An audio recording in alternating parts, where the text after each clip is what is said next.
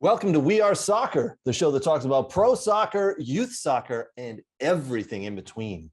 I'm Craig Hearn. Yes, we're back for another week. How are you guys doing? You all right? All right, here's your language warning. If you don't like naughty words, today's show might not be for you. You've been warned. All right, so what is coming up on today's show? We've got Chelsea and Abramovich. Oh boy, what happened? How's it going to go down? Whoo-wee. Lots of news to talk about there. And one of the hottest young stars in the world has decided where he will play next season. That's right. Erling Haaland has made up his mind. Or has he? Reports are he's joining a certain club in England. We'll tell you where.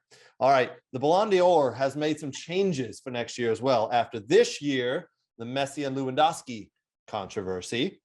Also, Mo Salah rejects contract offer from Liverpool. We'll talk about what's going on there. MLS Roundup, Bundesliga chat time, and much, much more coming up on today's show. You guys ready? Today's show is a fucking doozy. Let's go!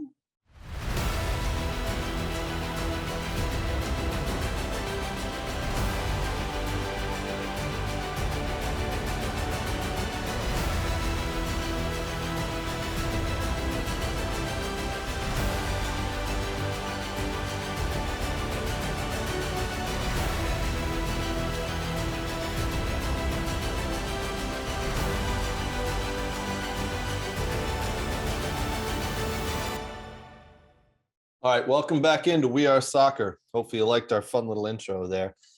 I don't know, I like it. To me, it's like Champions League song. I don't know, just love that music. All right, before we jump in, I want to let you know that this segment of today's show is brought to you by Kroski and Lonnie. Kroski and Lonnie specializes in helping you achieve the highest levels of financial understanding and prosperity. Please visit them at kroskilonnie.com to find out how their team of talented professionals can help you and your organization in 2022. Listen, if they're good enough for me and We Are Soccer, they're good enough for you. Trust me, Kroski and Lonnie, good folks over there. All right, as you can see, I'm wearing my Detroit City FC kit. This is last year's kit. Got the scarf hanging up, as I always do. Detroit City till I die. That's what we say. But why am I wearing this specifically for this show? Well, Detroit City opens up their season tonight in San Antonio. This is a big step for Detroit City, going from NISA all the way up to USL Championship. That's 3 levels they jumped. Absolutely incredible. This club has been around for 10 years now, and the strides they have made is unbelievable. Detroit City FC, if you don't know, you just look them up, man. Northern Guard, the fans, the ultras, man, they are so fun to play in front of. And it's so fun to be in front of that, in that crowd and part of that group. It is awesome. Detroit City FC, as I said, make the jump from NISA all the way up to USL Championship. They have a lot of good returning players. Stephen Carroll, Nate Steinwasser, Maxi Rodriguez, Pato, Connor Root. And such good dudes, such good players. It's going to be a tough year, all right? It's a hell of a jump that they just went to for USL Championship. It's going to be a hell of a jump. We'll see how they do tonight against San Antonio. If you're in the Metro Detroit area, get down to the Detroit City FC Clubhouse. They're going to be showing the game. 8 o'clock, be there, be square. Man, Detroit City takes on San Antonio. Get to the Clubhouse, watch that game. Good luck to Detroit City. Let's see if we can get 3 points right off the bat. All right, big news this week. We know Russia invaded Ukraine a couple of weeks back. We know Russian oligarchs have had their assets frozen. Roman Abramovich owns Chelsea. All of his assets were frozen. Chelsea's one of his assets. So big news this week. Chelsea in the middle of the week had all their shit shut down and frozen. The UK government put a bunch of sanctions and a bunch of limitations on Chelsea. What can Chelsea do? Well, they can continue to play matches. They can receive broadcast money, and they can allow season ticket holders to attend games. That's what they can do. What can't they do, you ask? Well, they can't purchase any new players. So if this keeps going through the summer, once that transfer window opens, they can't purchase any new players.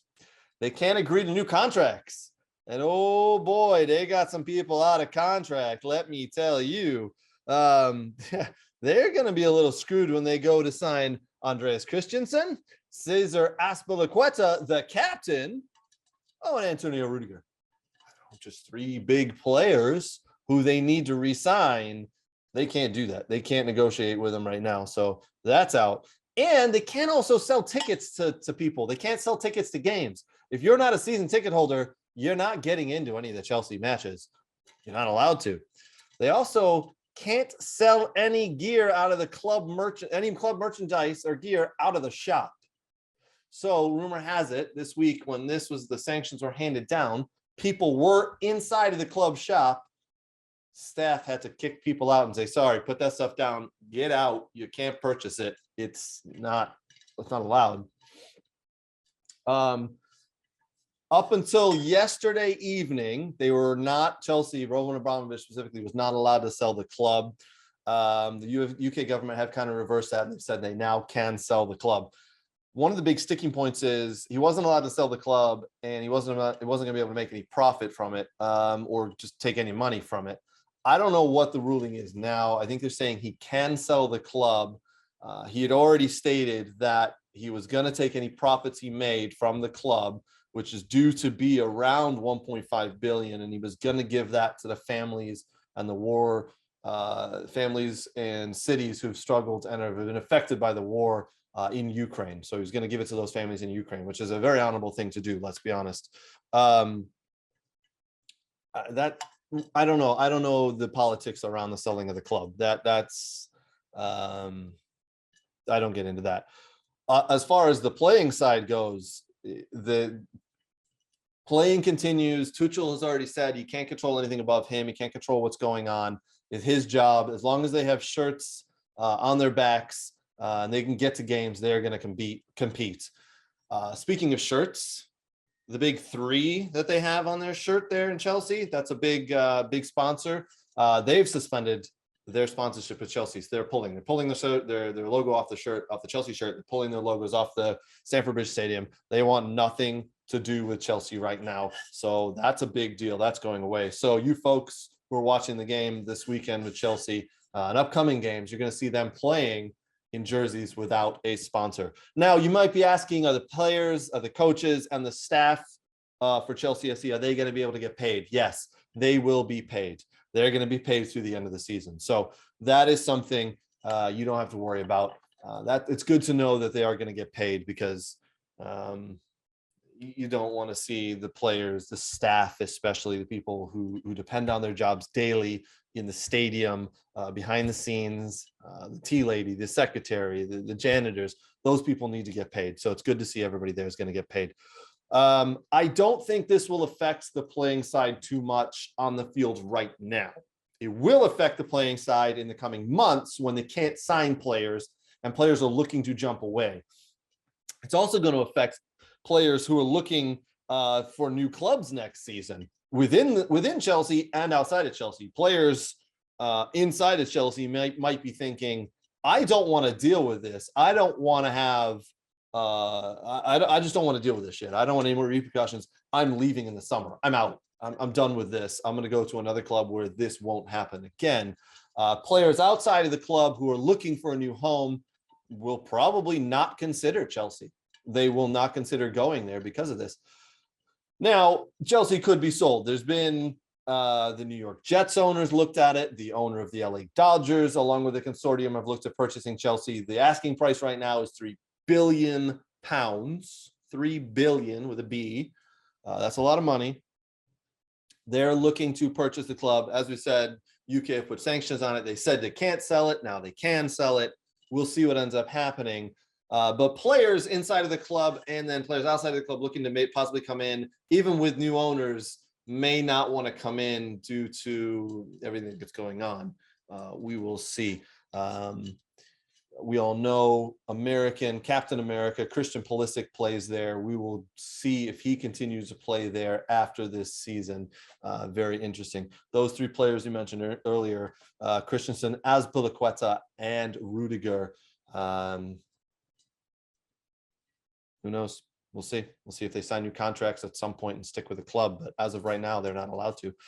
So big news for Chelsea there. Lots of shit going down. The UK government saying, Chelsea, you can't do anything. Oh, but hey, Newcastle, go ahead. You can be sold to, Saudi, the Saudi princes who we know have killed people and have gone and done bad things.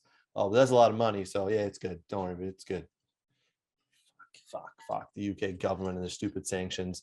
I do feel bad for Chelsea's players. I still feel bad for all the staff. I feel bad for the fans as well. They don't deserve this, but there you go. What are you going to do? All right. Other big news that's just came out last night. Erling Haaland has signed a pre-contract or has made his mind up that he wants to go and play with Manchester City. Ooh, Manchester City. So there is a 63 million pound buyout clause that kicks in at the end of this season. There's 9 games left in the Bundesliga. Okay. So he's got 9 games left to play with Dortmund. Once those games are done, he is free to go wherever he wants, because 63 million pounds is nothing for a player of his stature. He is 21 years old, and he has decided that his next destination is Pep Guardiola and the Etihad Stadium for Manchester City. Personal terms right now are being worked out. We're hearing they are almost done, so they are very close. Man, are you kidding me? So here's one of the things that with Haaland that's put a lot of people off. One, he gets injured. 2, you got to pay his agent, Mino Raiola, who is a piece of shit. So you got to pay all that fee. You got to pay a signing on bonus for Mino Raiola. So likely 63 million pounds gets up to about 100 to 120 million pounds. So 63 for the transfer fee. Then you got the signing bonus for his agent. And I hear his dad needs a signing bonus too. So you're probably around 100 million pounds. Still absolutely nothing for a player of Erling Haaland's stature. You want to get him on the books? Are you kidding me? Holy shit. Wow. You get him in at Man City, that fucking club becomes unstoppable in my opinion. That guy has scored an incredible 23 goals and assisted 6 more in just 20 games for Dortmund this year. Here's the problem. As we said at the beginning of this little segment, he's injured. He's injured all the time. He's got ankle injuries. He's got thigh problem injuries. The guy cannot stay healthy. He's cut. He is absolutely cut. He eats correctly. He trains properly, but for some reason, he cannot stay healthy. The only thing I can say is hopefully it's just he's growing into his body. He's figuring it out. He's got to figure out a way to train, play, and stay healthy. I don't know. If you're going to Manchester, listen, there's another guy at the other side, the red half of Manchester, Ronaldo. Maybe, I don't know, hit him up and say, how the fuck have you done this for 20 years, man, and stayed healthy like this? Who are you seeing and what are you doing? Because I want in on that, because Erling Haaland's going to have to do that. If not, Man City just threw a whole bunch of money away, because it's going to cost you about 650,000 pounds a week or more for him. Yeah, it's going to cost about 40 or 50 million a year to have him. Now, the other issue is Man City generally don't play with an out-and-out striker. They don't play with that high man that Erling Haaland likes to be. They play with that false 9. They play with that drawn back and almost no forward. So where does this fit in? Does Pep Guardiola, does he change his tactics? Does he change everything because Erling Haaland's there? Does anybody leave the club? Jesus, does he leave? He hasn't had a lot of playing time lately. Jack Grealish just got there. Sure, he plays on the left, but now there's less time for him and less of the ball for him. Does Raheem Sterling now leave? Who's going out? There has to be someone who leaves, or 1 or 2 who leave when a player like this, and the wages you pay him are coming in. There is financial fair play. Yes, we've seen Man City skirt around this before, skirt around it a lot, which is incredible. But what happens now? What happens? So people have to leave when he comes in. We'll see who it is. I don't care who leaves. If he comes in and stays healthy, fuck me, man. What a team. Absolutely. What a stunning team. So right now it's being reported by the Daily Mail and ESPN. So and a couple of other outlets that he's made his mind up and he will be joining Man City in the summer. Other big news that came out this week, Mo Salah has rejected Liverpool's contract offer. They've been negotiating for several weeks, several months now, and going back and forth, and the latest offer has come out and he has rejected it. Jurgen Klopp said this the other day, came out and said, we can't do much more than what we're doing. He's very ambitious, as he knows the club are. He didn't say what the stumbling block is. It might be money. It might be, we know he really doesn't enjoy playing with Sadio Mane. They're not the best of friends. Maybe it's something like that. I don't know. Here's what Jurgen Klopp had to say. He said, Mo expects this club to be ambitious. We cannot do much more. It's Mo's decision. It is all fine from my point of view. Nothing happened further. No signing or rejection. We just have to wait. There's no rush. All right. The Egypt international has scored 27 goals in all competitions for Jurgen Klopp and Liverpool this season. He seems to be very relaxed on the contract himself. I do think it will get done. He has stated, Mo Salah has stated that he does not want to leave Liverpool. He wants to stay there. So there's either got to be, he wants to see other players come in, or he wants more money.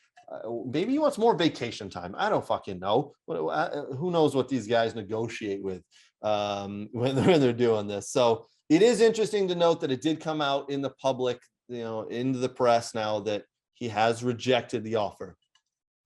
We'll see. I do expect him to stay. I do expect that to get done. It will probably get done this summer. His current contract that he's on expires the summer of 2023. So there's a whole year and a couple of months till that happens. So even if they decide to part ways, there's still a year left in the current contract. So I wouldn't worry about it. Liverpool will find a way to keep their star man there. All right. Ballon d'Or is changing. They're changing the rules. I'm going to have to read a little bit here. Firstly, the award period will fall in line with the main European season rather than the calendar year. Basically, last time, for all of eternity here previously, it was calendar year, January 1, December 31st, which is weird as fuck because most European seasons run from August to May. So we're the last half of last season, the first half of this season is how they previously did it. No one understood why. Now they're finally changing it. So this year's award will only take into account the performance of footballers during the 21-22 campaign, which ends with the Women's Euro 2022 tournament this summer. As a result, performances from the Men's 2022 World Cup in Qatar in November and December will only be taken into account for the 2023 award ceremony. Only the representatives of the first 100 countries in the FIFA rankings for the men's award and the first 50 for the women's will be permitted to vote. Lastly, the criteria for deciding the winner has changed, as the award will not only consider a player's individual performance, but also take into account the collective performance or the class of the player and the fair play record. Most importantly, the player's reputation and performances in previous years will not be considered when voting for the winner. So listen, all right, so here it is. We all know Lionel Messi is probably one of the best players who ever play in the world. Ever play the sport, ever. Great. What you've done previously doesn't count. It's based on this year. It's based on what you've done in this season, right? That's how it should be. This has all come about because people raised a big fuss about what happened last season where Lewandowski breaks all these records, scores all these goals, and finishes second. And Lionel Messi finished first. Lionel Messi, pretty much everybody voted for him because, it was in landslide. It was like 3-1 votes for Messi compared to Lewandowski, which is unbelievable. But everybody voted for Messi because they all remember what he did previously in several previous seasons. You can't have that, man. It's based on this fucking year. Who are you voting for this season? So these are good changes. I do think we will see new winners based on this. And I think it's going to be a lot more fair. So it's great to see. Absolutely great to see. All right, guys, what I'm going to show you now, I'm just going to jump in real quick. I'm going to show a video that was just recorded a little bit ago. We're going to jump in. We're going to talk with Brooks Lambier. We're going to do informal kind of MLS roundup. Normally we do it in the week, and I show you about a 2 to 3 minute clip here. Right now, what we're going to do is we filmed this clip right before we started here. I'm going to show you, and then we'll be right back. Have fun as Brooks and I talk about the MLS. All right, Brooks, welcome to We Are Soccer. We're doing MLS Roundup a little different than we've done previously. I missed this week due to some other obligations, and then I wasn't feeling too well. So we've pushed MLS Roundup to the live show. Welcome to We Are Soccer, Brooks. Oh, thank you for having me, Craig. It's been a while. Yeah, man, appreciate it. All right, so let's jump in. Let's talk about the MLS. We got CONCACAF Champions League, we got some MLS news, and then games you're looking forward to this upcoming weekend. First off, though, CONCACAF Champions League. Pretty much in the past, MLS hasn't fared too well in the CONCACAF Champions League. This year it looks a little different. They've been kicking butt and taking names. What's your thoughts so far on how the CONCACAF Champions League is going?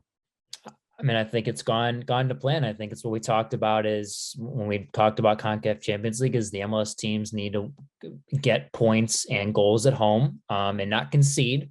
I think that's the one thing NYCFC missed a little bit on when they conceded against Comunicaciones. You know, they won 3-1, but you know, that away goal gives them a little life when they go back home and, you know, makes it tough. I mean, NYCF's got to, you know, score 1 or 2 and kind of put them out of their misery, but you know, it still leaves the door open for Comunicaciones to come in with an upset, you know, and it's not easy to play, you know, and I think it's Guatemala they're from, I believe, or Honduras, one of the two countries, but it's not easy to play down there. Mm-hmm.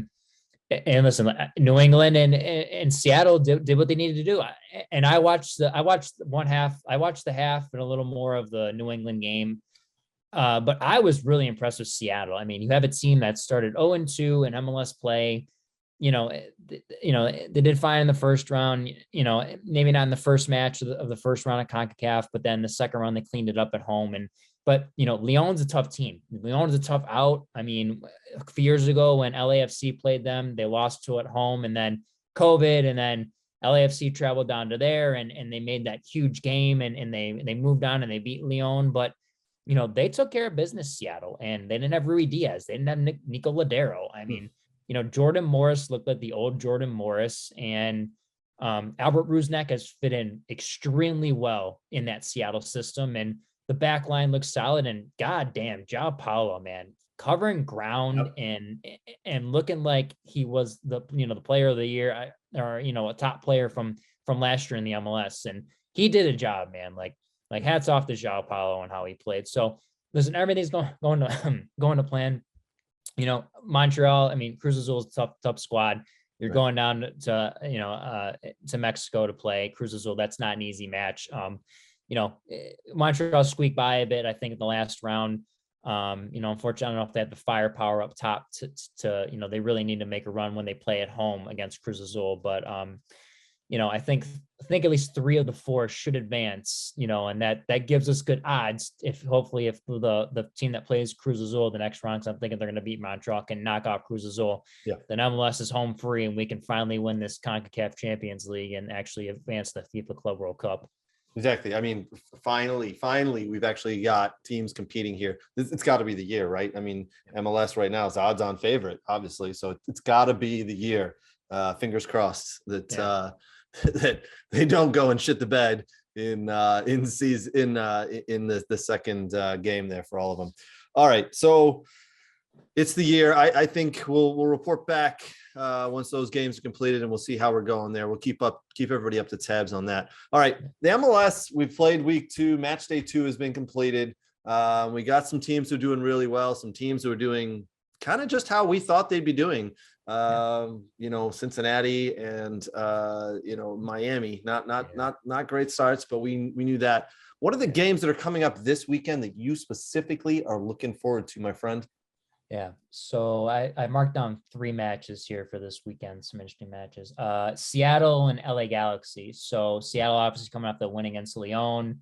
You know, unusual at the bottom of the Western Conference, didn't win their first 2 games. You know, LA Galaxy coming off that big win at Charlotte, beat Efrain Alvarez, great goal to beat Charlotte. And what a goal. What an absolute stunning goal. Yes. That it's a Western Conference match. You know, you need to, play well against the opponents within your conference. And, it's not easy to win at Lumen Field in Seattle. But LA Galaxy have shown that they are a team that can go in somewhere and spoil the party like they did last week in Charlotte. So, and again, no Rui Diaz, no Ladero. So I'm interested to see how Brian Schmetzer maybe approaches this game after that tough game of Lyon. Seattle in the past has always been a team where they've started off slow and then they get hot at the end. Last year was I don't want to say an enigma, but it was a little different for them where they started off and they were consistent the whole year. Unfortunately, they got knocked off by RSL in the playoffs last year. But, I'm interested to see how Brian Schmetzer approaches this game because, you want the point and you need to make sure, you're winning your regular season games. But with CONCACAF Champions League on your mind, and I mean, how do you approach this? That's the interesting part. Right. Good call there. All right. What's on next out of the three there? Yeah. So Portland versus Austin. And everyone's like, whoa, like, I don't understand this game. I mean, Austin FC, if anyone's watched them, the first two games, I mean, the most goals ever in first two MLS matches with 10. So, listen, they played FC Cincy and Inter Miami, who are probably going to be towards the bottom of the Eastern Conference. So, that can be one knock against them. But Miami, they look good. Like they look like things are clicking. They look like looks like Josh Wolf has gotten them playing. They've got Drusy, who's been playing very well for them. And they look solid at the back, and Stuver's playing well. And, but it's not easy to go into Portland and win. And again, Portland, two ties in the first two matches, two great results. Probably should have got the 3 points the last time out, unfortunately, but and away at LAFC, that's not easy to win in LA, especially LAFC. But I mean, this is time for Portland to shine and kind of get themselves above that line right now because they're sitting just below it. And I know it's only match day 2, but winning those games early on for Portland are very key, and winning the matches at home that they can win are important. I can see why you picked this game. I mean, like you said, Austin FC scoring goals in bunches, 10 goals in 2 games. Sure, they played Miami in the last game, and Miami they look like dog shit. They are terrible. It's going to be, I think you texted me at one point and said, I don't think they're going to win 10 games this year. Miami look that bad. I 100% agree with you. They do look that bad. Austin FC, I thought, put the ball in the back of the net, and they played really well the way they moved the ball. Going and playing against Portland is a different beast, though. Like you said, they played Cincy, they've played Miami. Those are 2 teams we expect to be damn well near the bottom, if not at the bottom of the group. But yeah. Austin going and playing Portland, they're going to get a. I think Portland come away with a win there, and Austin come away understanding that life isn't all rosy because there are good teams in this league. So I see why you picked that one as one of the games. Can't be all roses in the Rose City, Mm-hmm. I love it. Great. Well, good segue there. I love it. Yeah. All right. What's the last game you've got that's for the weekend that you're looking forward to for MLS? So an interesting one, and people may overlook this one, is Dallas Nashville. So, FC Dallas, again, a team that sold a lot of their young players, Pepe, Tessman, Reynolds, all going over and playing. 2 guys in Italy. Obviously, Pepe, we know in the Bundesliga and what he's done for the men's national team. And and then FC Dallas kind of acquiring some younger guys and, Paul Arriola, who looked great in his first match when they played TFC. So bright spot for that. New environment for Paul. Maybe he needed that a little bit, to get out of DC United and just need a new environment. An exciting young player in Paxton Pomykal, a kid that I think if he can get back to his consistent play before the injuries happened the past year and a half, 2 years, he's someone that can easily jump into the men's national team, whether it's a left back role, whether maybe it's popping in the midfield somewhere and taking someone's position. Paxton Pomykal is that effective of a player and dynamic of a player. If people don't know him, they need to go watch video on YouTube.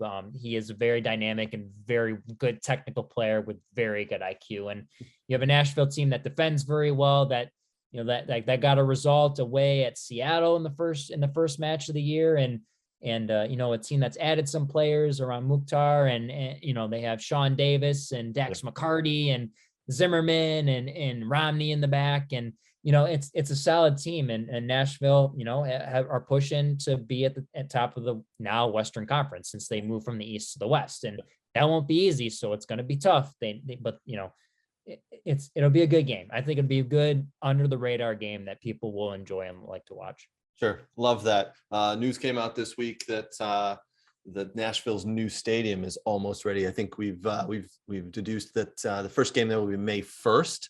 Yes. Geodis Stadium holds 30,000 people. Looks wonderful from the pictures we've seen. I can't wait till they play there, and I'm going to make it a point to get up there, man. I think it's going to be such a good time. Some people might not make it to the game when they play there because Nashville's a happening city. But Nashville for me this year are my dark horse. They're my sleeper. I think they could upset a lot of teams and really get into the playoffs and maybe make a run at it. So I'm calling it now. They're my dark horse. They're my sleeper to go all the way. Yeah. All right, Brooks, thank you for joining in show here in We Are Soccer. Listen, we're going to bring you back in a little bit. We're going to talk about Detroit City and their step into USL Championship. So hold tight. We'll bring you back in a few minutes. All right, buddy? Sounds good. All right, man. Thanks. Thank you.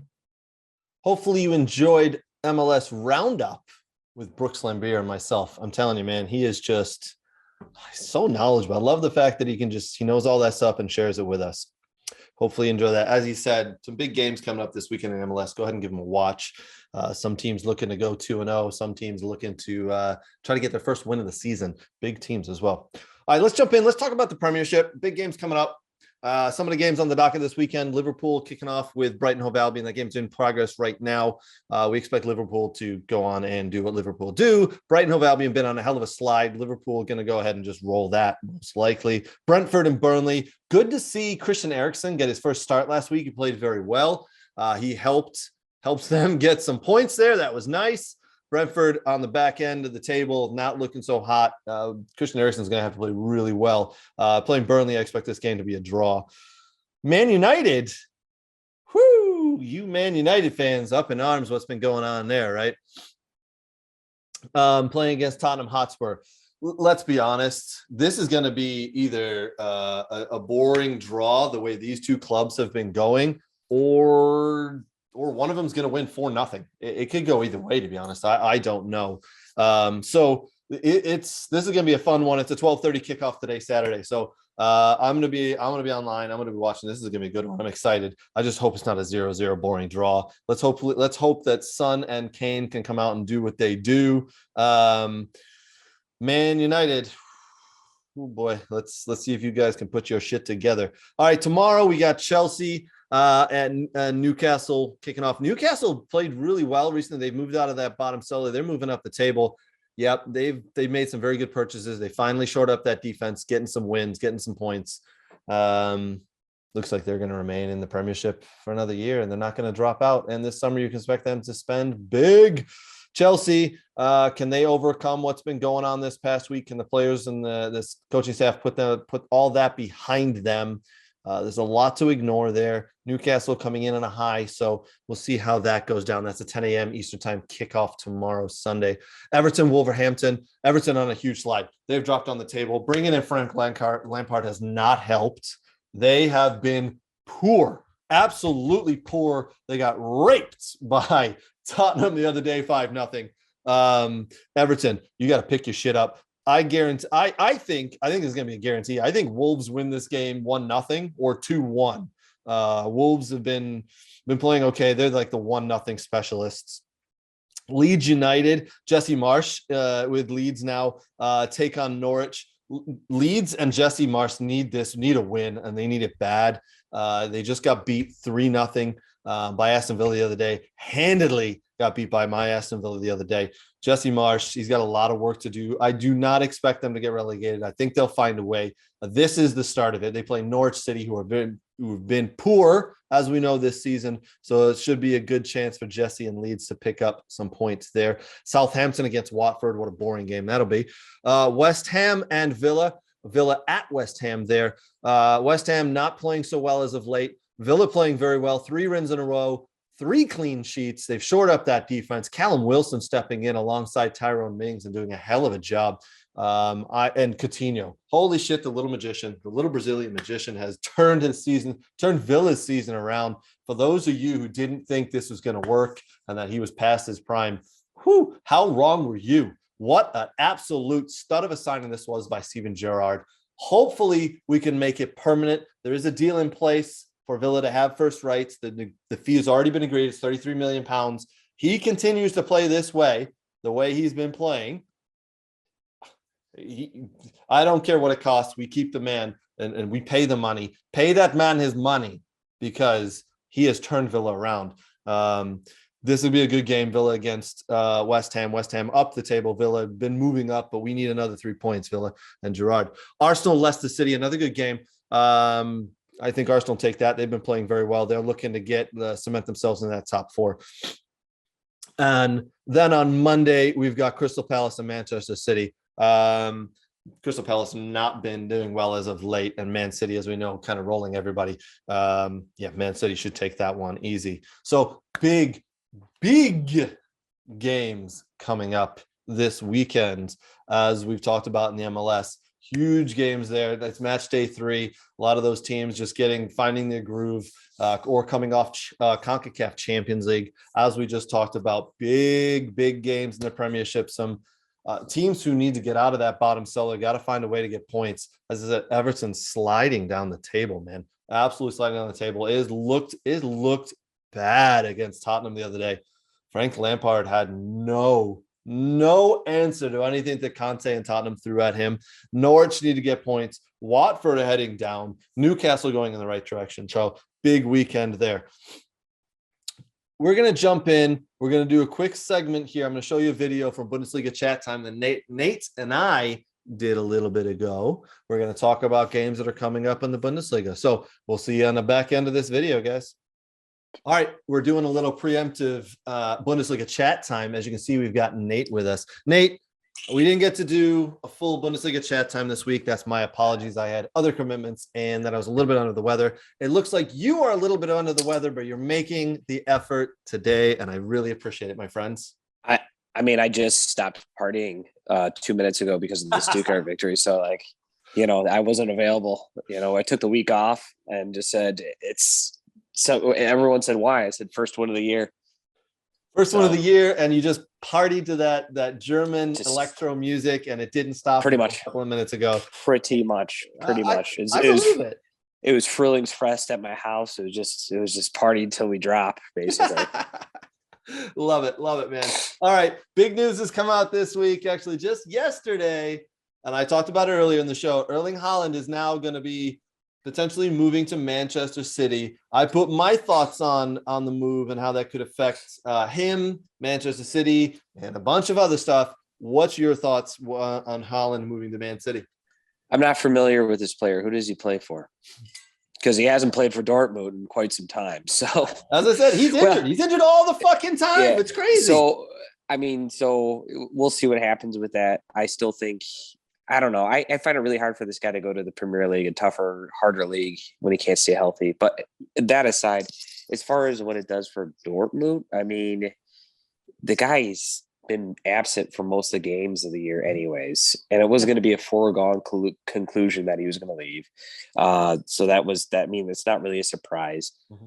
They've had a lot of other attackers, a lot of other good players playing from. If anything, this gives Dortmund some capital. They've already bought Sula, the defender from Munich, and there's been rumors that they're going to buy the starting striker from Salzburg, who's a German at Ademiri, if I pronounced it right, who's leading the Austrian leagues in goals. So for me, for where I stand, it's a great thing for Dortmund. Hopefully they can invest their money well and, be one of those title contenders, because there's a lot of rumors that Munich's in a lot of trouble with their aging players, some of them looking to leave and really having no solutions. Their best defender and actually best player last game is a Dortmund player now, which is Sula. So we'll see how that goes for them.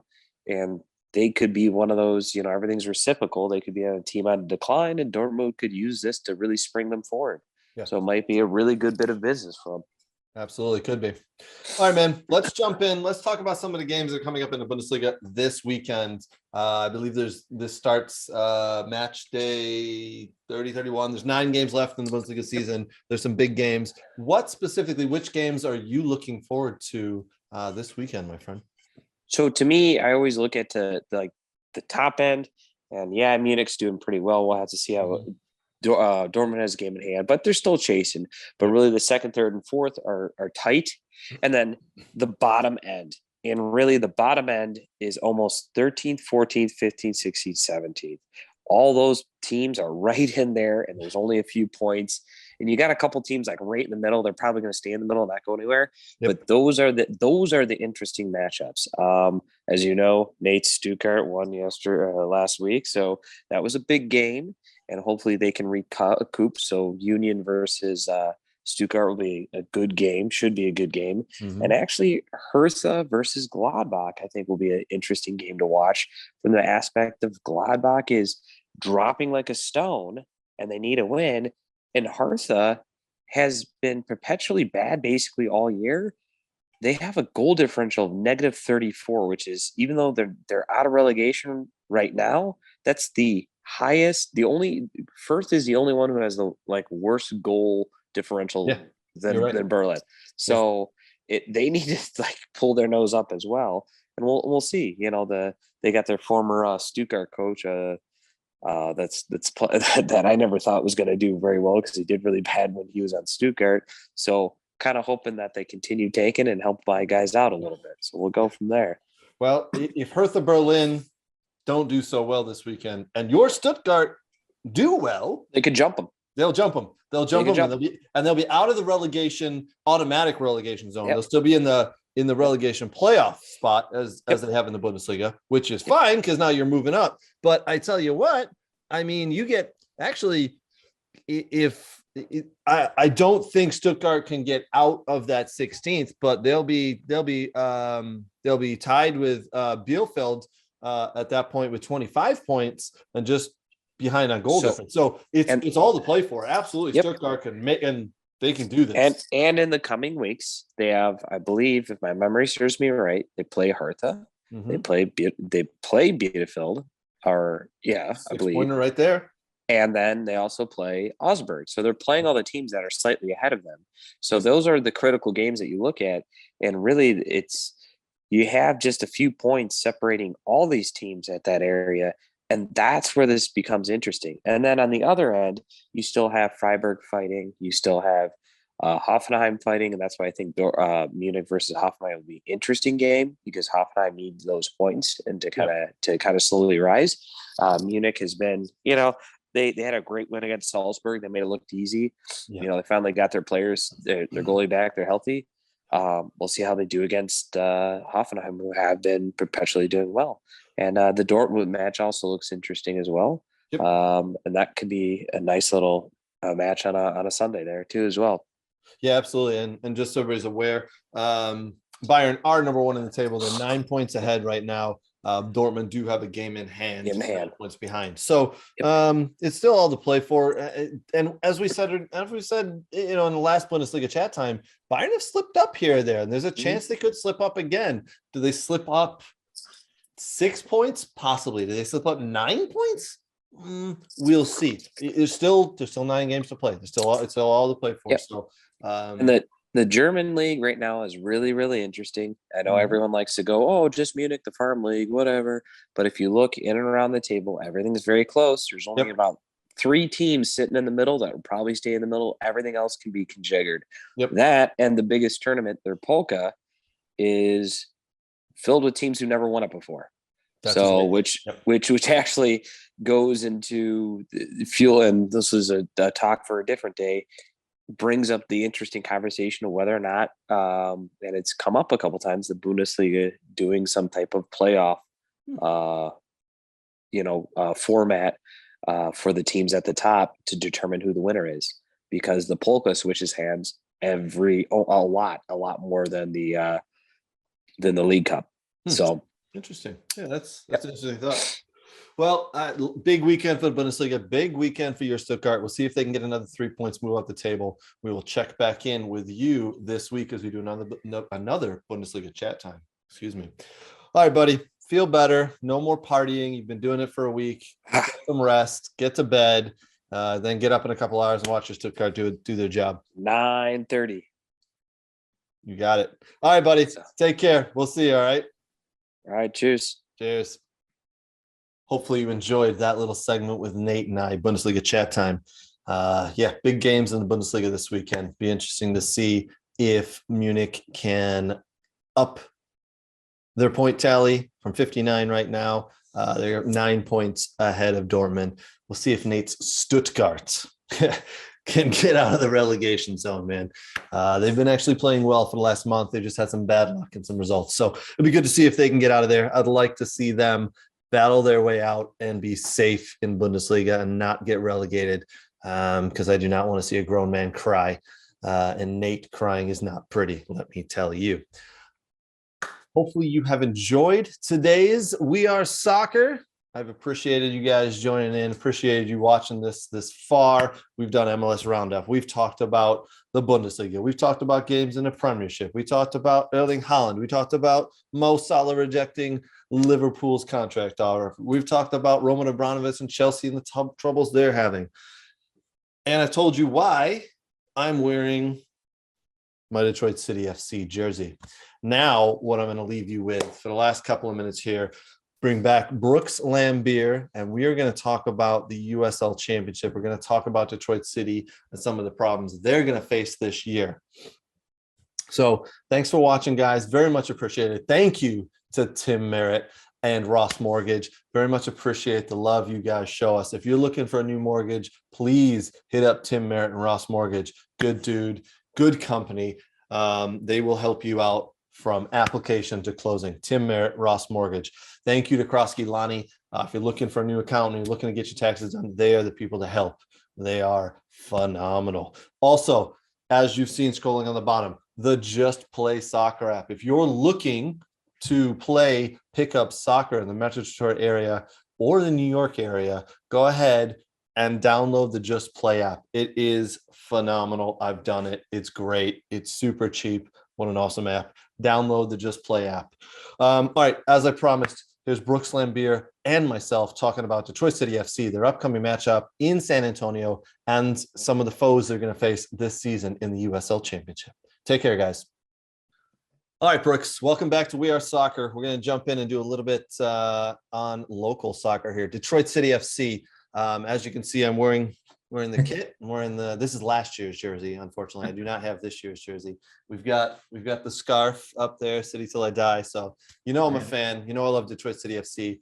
Now they've made the jump from NISA into USL Championship. Just so everybody's aware, USL Championship is one level below MLS. So this is a huge step. They jumped up the pyramid and they jumped up high from NISA to USL Championship. They open up the season tonight. They play San Antonio in San Antonio. You and I have been talking. San Antonio are odds-on favorite to win USL Championship. Yes. They are the odds-on favorite, and they're playing Detroit City, a new team to the division. All right, man. How do you think Detroit City is going to do? How do you think the season's going to go? Let's kind of chat for a couple of minutes on that, because it's a big jump where they came from to where they're at now.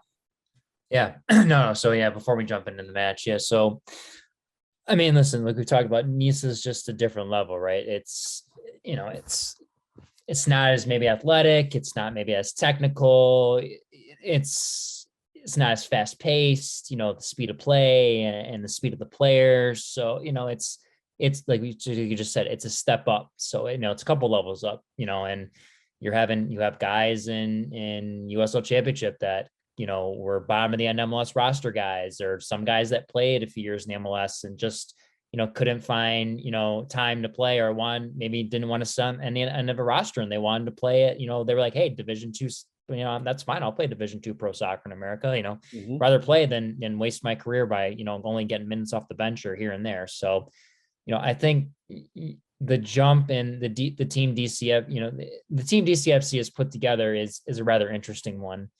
I think they'll be very solid in the back line. I think that is where their strength will be. I think their physicality and athleticism, with a few of the guys in the back, I think that is where their strength will be, as well as having a solid goalkeeper in Nate Steinwasser. Mm-hmm. I will say it'll be an adjustment for all of them, Obviously Matt Lewis has played in the USL, and Lawrence Wyke, who will play wing back for him, and Rise Williams has played, in USL League One. So he's got a little bit of a taste of that at Division III level. But and Brad Dunwell, the defensive center mids, played for Oklahoma City Energy, and he's played at the US Championship level. And Max Rodriguez played a season with Las Vegas Lights, and Atua Hene played FC Dallas, and he got loaned out to Austin Bold and Memphis 901. So they have guys with experience. The guys that don't have that USL Championship experience, I think it'll be something new for them, honestly, and it'll be an adjustment. I think Nate Steinwasser is a wonderful goalie. I thought he was great at University of Detroit Mercy, and he's made huge saves throughout his DCFC career. I think this will be a good test for him. It'll be a good test to see how much he can handle, because I think it's going to be a lot of shots this year for them. I'm not sure, they're going to sit in, maybe they may not sit in and bunker in, but they're definitely, it's going to be tough. They may not have the ball a lot if people are used to that. Not to cut you off, but absolutely 100% agree with you, because last year you and I watched a lot of Detroit City FC games where Nate Steinwasser had to make one save or two saves and that's it in a game. That was it. 2 saves in a game. Yeah. I remember one game specifically where he didn't make a save. The ball just kind of rolled to him, and Detroit City had something online that said, every game we were going to say, this is the save of the game. And his save of the game was literally, I think, the ball just rolling to his feet. Yes. He did not face a lot of shots last year because Detroit City FC absolutely dominated in NISA, hence why they needed to move up divisions. I think you're right. Listen, you've named off a bunch of the players who have some experience in some higher up divisions, but it's not quite USL Championship. It's not quite a team that has gone out and spent a lot of money. And it could be a struggle. I hope the Detroit City FC fans are ready for some close games, and it's not going to be all wins. They're not going to go 18-0-1 as they've done in previous years in NISA. There's going to be some losses on the books, and there could be some heavy losses because it's going to take some time for Detroit City and the players in the new club to get used to it. I can tell you from experience, every time I stepped up a level in my career, the speed gets quicker, the physicality gets better. Every time you make that level up, it gets tougher and tougher, and it takes some adjustment, takes time to adjust. So I hope the Northern Guard, I hope Detroit City fans are ready to not win every single game. Yes, Detroit City will be competitive. That's the spirit, and that's everything that they have. It's what they're built on. But it's not going to be a year where they run everybody off the park. But so you're right. It's going to be a little tough. I love the fact that so many of these players and the levels that they've been at, but it is, as you said, or as we've talked about, it's going to be a little bit of a struggle, but it's going to be fun to watch. And I think over the course of the season, they'll grasp it and they'll get there. I just want to add one thing. I think one big thing is, being an expansion club or jumping up levels is, at least the club has a culture and they have, camaraderie amongst the players. Even if it's kind of a makeshift team, they grabbed some NISA guys, they grabbed some maybe guys that were looking, they were USL guys are looking for jobs, and they grab, Trevor and the staff grabbed what they could, and they're putting something together. It may not be the sexiest soccer they're going to play this year, but they'll be competitive. There's a camaraderie, there's a culture with the fans and the club. And I think that says a lot. I mean, if you look around USL, I think teams are built with talent, but I think if you look through a club culture and the player fan relation amongst other teams in the league, I think there's a lot of teams that miss that, to be honest with you. And I think home games will need it. I think a lot of the home games will be where they will win, honestly. And I think it'll be a home field advantage playing at Keyworth. Yeah. No doubt. It's a very difficult atmosphere to play in with the Northern Guard and all the fans and just the atmosphere in general.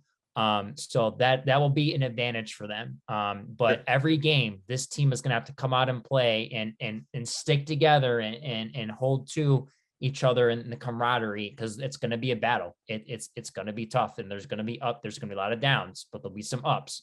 It's how much, with the downtimes, can they turn stuff around quickly that they can then figure out and get a point here and there, or, get a win here and there. So that's going to be the key, I think, this year.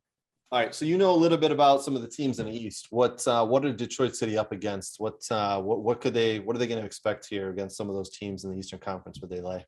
Yeah. So the Eastern Conference, I mean, both conferences are very good, and each team builds their team a little differently, with the budgets they have and how they approach, whether it's analytically or throwing money at guys, or having enough to build a team, and are building with culture and camaraderie, like DCFC has and such.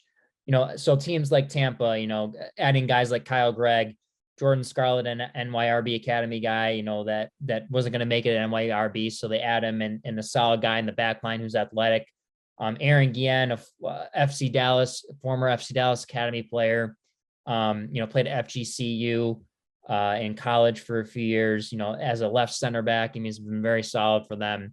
And some other players they have, they've added, throughout the years, Lewis Hilton, solid midfielder. Evan Lauro, I don't know if Evan's still there or not. I know he was injured at the end of last season. I don't know if they resigned him or not, but Evan Lauro, former U of M goalkeeper, has had a solid career with Tampa, and Tampa does a good job. They're very analytical in the approach to the players they get, and they don't overspend on players. So they take an interesting approach to it. But they've always been solid, and they've been big competitors in the Eastern Conference for the top of the table the last couple seasons. So Tampa's always been a solid team. Yep. Pittsburgh Riverhounds, guys like Mark Ybarra, they just signed, played at U of M. Russell Cicerone, who's a Bloomfield Hills, Michigan native, played for the Michigan Bucks, went to the University of Buffalo. Guy I know that, we drafted him at Portland in the third round, back 2015 or 16. He's kind of been a traveler around the league, played for FC Cincy, St. Louis FC, and then he's found a nice home in Pittsburgh. And he was a top goal scorer last year in the USL Championship. And then you add, Russell, then you add a veteran like Dane Kelly, who's been one of the top goal scorers in USL Championship, for a very long time. And, he's tried a little stint in MLS, didn't work out. And, but he's the USL Championship level, he's very solid, and he makes an impact. So Pittsburgh does a very good job of getting players, and again, they don't, they may not throw a lot of money at players, but they find the right guys. And Bob Lilly, God bless the man, he's been there for, I think this is his 21st season, I think, or 20th season, and every year he's made the playoffs. So Bob Lilly does a very good job at Pittsburgh, and wow, and he's fine with being that Division II coach at USL, like he doesn't mind. So he's done a very good job for the organization. Two more teams, so Indy 11. Yep. They have a solid team, adding Noah Powder, who was a RSL Academy guy, played with RSL Monarchs, signed a first team contract, didn't quite work out. So, athlete, good left back, strong, physical, could probably play the left center back position. Ayoze was a international player they've had, good left wing back when they played in a 3-back system. He's been very good for them, delivering crosses, played on the wing a little bit. On the older side, so this team's changed a little bit. I think they've kind of gone some younger guys, and they've kind of switched over from the older guys.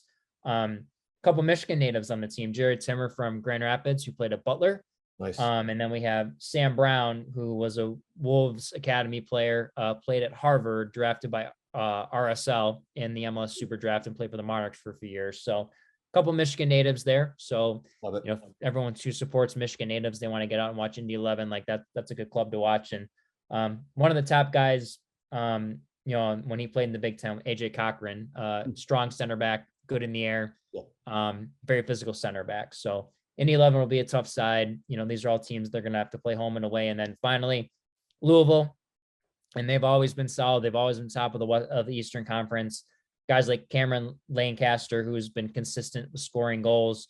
Brian Ownby, UVA, played at UVA. I think he played a little bit in MLS, and he's always been a very solid winger. He's kind of an older guy, a veteran on the team now, doesn't play and start as much, but a good guy to have on the team. Corbin Bone, Wake Forest, Chicago Fire guy, drafted him, played a few years with Chicago Fire. Very solid midfielder, sees the game very well, finds the game, creative. Amadou Dia played a little bit a couple years ago for SKC, has had a couple stints on MLS teams as a left back. And then another guy that's kind of young and up and coming and hasn't really found his groove yet. He's kind of run out of time, but he's, hopefully he'll find it. It is Manny Perez, played at NC State from North Carolina, went overseas to Celtic, I believe. and then they loaned him back out. Played a little bit at Austin FC last year, but then, didn't find much time, after the first few matches last year in their first year as an expansion team, Austin. So they have some guys with some, veterans and versatility and athleticism. So, those are like 4 teams, that DCFC is going to play home and away matches against, I think are, going to give them issues and trouble. And it's going to be tough. You're going to see it, like I said, a lot of speed, athleticism, technical ability, guys that have played at different levels, and they're going to cause problems. And it's going to be tough, but it's going to be good soccer. And I encourage everyone to go, whether you're a diehard DCFC fan, and obviously you don't want to see your team lose that you love, but go watch some good soccer, go watch some good players play and learn. Like and as a scout, that's what I want young kids to go do. Great advice. Love it. Proving again, Brooks, not only do you know a ton about the MLS, but you know a ton about lower division soccer as well. Just listening to you and naming off those guys, naming off where they've been, what they've done, where they got drafted, where they played previously. It's amazing to listen and have you share your knowledge with us. All right, buddy. Appreciate the time.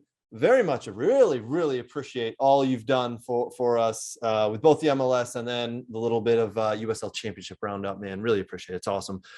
We will jump back on and do MLS Roundup later this week, and we'll jump back and get back to our regularly scheduled time. All right. Sounds good, man. All right, buddy. Take care. We'll see you. Thank you. Cheers.